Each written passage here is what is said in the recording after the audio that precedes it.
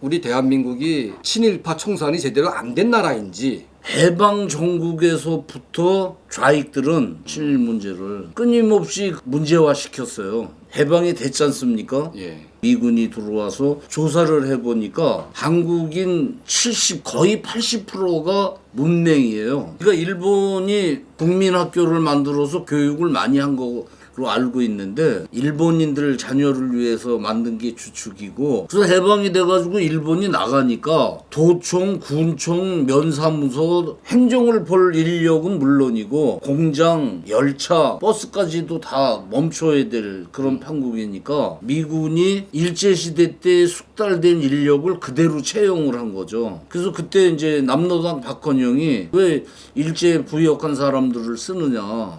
미군으로서는 걔는 합리주의적이니까 기술 배운 사람들을 다 죽이라고 그러면 뭔 그게 이득이냐. 미군정이 쓴 거죠. 이승만이 채용을 했다. 자기 세력화하기 위해서 친일파들을 기용했다 그러는데 그게 아니고 일부러 살린 것처럼 친일파를. 예. 그리고 미군정이 끝나고 다시 8년도에 정부가 쓰지 않습니까? 이거 국회가 처음 섰는데 거기에 친일파를 어떻게 정리를 해야 되지 않느냐. 반민족 행위자 특별조사위, 이렇게 줄여서 반민특위. 특위죠. 예. 예. 그걸 구성을 해가지고 이승만 대통령이 조사를 해라. 예, 예. 그래서 악질은 처리를 하고 지침을 내리면서 결재를 했거든요. 예, 예. 근데 이 반민특위 위원장이 누구냐면 그때 국회 부의장 김약수라는 인물인데 좌익이에요. 김약수를 중심으로 10여 명의 소장파 젊은 애들이 반민특위가 됐는데 얘들이 친일파 처달은 안 하고 그때 남아있던 미군 나가라 이북하고 같은 법을 해라 자꾸 이상한 소리를 하는 거야. 기자들 모아놓고. 그러는데 어떤 북한에 들락거리는 여자를 체포해가지고 수색을 하다 보니까 몸에서 김일성이 김약수한테 내리는 지령문이 발견이 돼요. 암호로. 암호를 해독한 김호익 시경의 경찰 좌익애들이 시경 안에 걸어 들어와서 쏴 죽여요.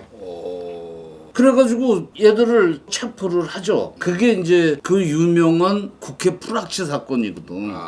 저도 얘긴 들어봤는데 그 내용이 그런 거죠. 그 수사를 안 할 수가 있어요. 그렇죠. 예. 체포를 해서 조사 중에 6.25가 터진 거야. 그래서 김약수 뭐 이런 일당들을 다 이북으로 가고. 그러니까 반민특위 애들 참여했던 애들. 예, 다 이북으로 갔어요. 그래요. 예, 김약수, 김원봉이, 박헌영이 전부 숙청당했잖아요. 그렇지. 그게 같이 숙청당했거든. 친일파를 처리할 시간을 이래서 놓친 거지. 친일파를 청산하려고 했는데 그게 이제 북한이 개입해가지고 프락치를 심어서 이거를 이승만 정권을 붕괴시키는 사건이 터지게 됐고 결국은 전쟁 나가가지고 안 된 건데 이거를 마치 이승만 대통령이 친일파 청산을 안 한 것처럼 지금 거짓말로 지금까지 정통성이 없다는 거야 대한민국은. 그렇죠. 그리고 이북은 싹 정리를 했대. 예. 아까 말씀하셨듯이 정리한 거는 김일성이한테 대항할 수 있는 세력들을 정리한 거지. 김일성 서대 내각은 전부 다 일제에서 같이 일했던 사람들이 많고요. 북한의 대표적인 친일파가 누구냐면 김원홍 국가안전보위부장도 친일파입니다. 일본 순사가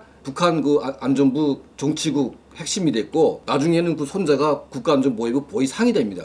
이 빨갱이들이 예. 히틀러, 프랑스 거기는 그렇게 했는데 뭐 우리는 안 하고 안 있다. 했다, 예. 뭐 이런 얘기를 거기는 3년. 예.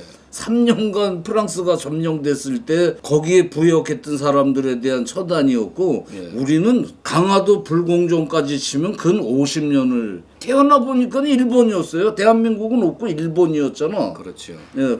거기서 학교 다니고 그랬던 애들을 다 친일파라 그러면 재밌는 예가 있는데 3.1운동을 하느라고 그 독립선언문을 동대문 인쇄소에서 보성인쇄소라고 거기서 막 인쇄를 하는데 조선인 경찰이 예. 골목을 지나가는데 샷다를 내리고 안에서 막 인쇄기 돌아가는 소리가 나니까 들어와 봐요. 그래서 권총을 빼들고 인쇄되는 독립선언문서를 딱 보니까 독립선언문이야. 그러니까 파랗게 질린 거지. 인쇄소 사람들 아이고 이제 3.1운동 끝났다. 했더니 아무 말 안 하고 돌아. 그 나중에 이 사람이 일본한테 체포돼가지고 감옥 안에서 죽어요, 이 경찰이. 예. 아.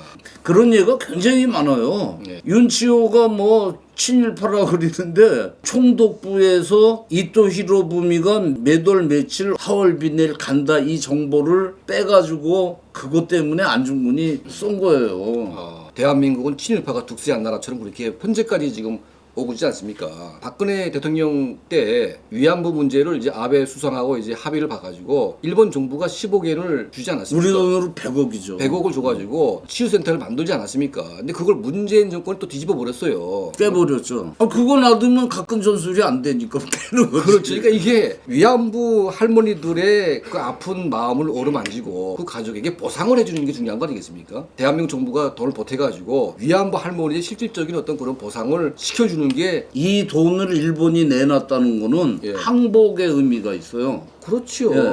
보통 왜냐면 이게- 합의 보고 합의금을 주지 않습니까? 그러면 그거는 인정하는 거지 않습니까? 죄가 없는데 왜 돈을 줘? 그렇죠. 그리고 예. 이게 국제 재판 같은 데 가면 일본 니네 돈 줬어? 예. 죄 없다며 왜 돈 줬어? 그렇죠. 증거가 되는 거. 이거를 박근혜가 끌어낸 거거든. 예. 명실상부하게. 그래서 화해 치유 재단을 만든 거 아니에요. 그렇죠. 윤미향이라는 여자 지금 국회의원 하고 있는데 정말 뻔뻔스럽기가 더 웃기는 건 뭐냐면 탈북자들 그 중국에서 그 정업원들 데리고 왔던 호강일 씨 이 사람들을 또 회유해가지고 너네가 국정원이 사주해가지고 억지로 왔다 이거를 인정시키려고 위안부 할머니를 도와주라고 준 돈을 가지고 그들에게 뇌물을 줍니다 이렇게. 공작금으로 쓰는 거. 그럼 뒤에서는 간첩 활동을 하는 겁니다 이게. 간첩이죠. 다 준 거 잡아가지고 국정원에 신고했는데 그 다음 날에 자기를 폭행 혐의로 감옥에 집어넣으려고 하더래요. 그러니까 이 사람이 너무 오기 막혀가지고 이 대한민국은 이건 간첩 소굴이 됐구나. 집권 여당 더불어민주당과 청와대와 윤미향이와 이게 다 한 패거리가 아닌가. 북한 정권이 끊임없이 반일 감정, 반일 프레임을 보수 세력에게 씌우고 대한민국 정부를 정통성이 없는 것처럼 계속 깎아내리고 그 백선엽, 예. 박정희 같은 경우도 독립군 잡는 부대라고 그러는데 백선엽이나 박정희가 만주 군대에 있을 때 해방되기 몇 년 전이거든요. 그때는 거기 독립군이 없었어요. 이들이 싸운 거는 못했던 군대들하고 첩보전도 벌이고 이랬지 독립군을 잡는 부대가 아니었거든. 그러니까 이런 아주 잘 모르는 걸 틈타가지고 대한민국 정통성에 일본 똥을 갖다 바르는 거지. 대한민국 정통성을 갖다 부정하고 미군을 점령군이라고 막 매도하고 이런 식으로 이제 그 계속 미군 점령군이라는 거를 좌익애들이 뭐 빨갱이란 소리 하면은 저 유튜브에서 걸릴지 모르겠지만 미국도 빨갱이라고 그러죠. 레드라 그러거든. 그렇죠. 예. 빨갱이를 빨갱이라고 하는데 뭐 미군이 한반도에 들어온 거는 예, 예. 여기 있는 일본군들을 무장해제시키자, 항복을 받자. 예, 예. 미군이 인천을 통해서 들어오는데 들어오기 전에 첩보대를 먼저 보내죠. 공격을 받을 것인가. 첩보를 다 수집을 하고 삐라를 뿌려서 일본군들 꼼짝 마라. 예, 예. 우리가 가는데 공격하지 마라. 우린 점령군으로 들어가고 그 모든 의사소통은 영어로 할 테니까 그 삐라를 뿌린 거거든. 일본을 상대로. 이북의 소련은 일찍 들어와요. 미군보다. 처음엔 원산 이쪽에서 소련군 해병대가 상륙 작전을 막 하려고 그러는데 일본이 항복을 해버려가지고 거저먹기로 그냥 평양까지. 그러니까 걔네들은 이북 인민들한테 우리는 해방군으로 왔다 이제 사탕 발림을 했던 거고, 미국은 포고문이 일본군한테 니네 우리 들어갈 때 반항하지 마라. 요걸 갖고서 소련은 해방군, 미군은 점령군, 이때 이 소리를 하는 거야. 예. 그러니까 애들이 그거 들으면은 포고문에 그렇게 나왔으니까 그런 식으로 역사를 모략질들을 하니 얼마나 야비한 놈들이에요. 빨갱이들이. 일본이란 나라는 과거에는 적이었지만 그땐 군국주의 일본이고. 그렇죠. 우리 국민들이 더 이상 이런 이 쓰레기 같은 김원웅이나 윤미향 같은 이런 기생충들한테 우리가 놀아날 때가 아니다. 문재인 정권이 지난 5년 동안 반일 장사를 얼마나 살벌하게 했습니까?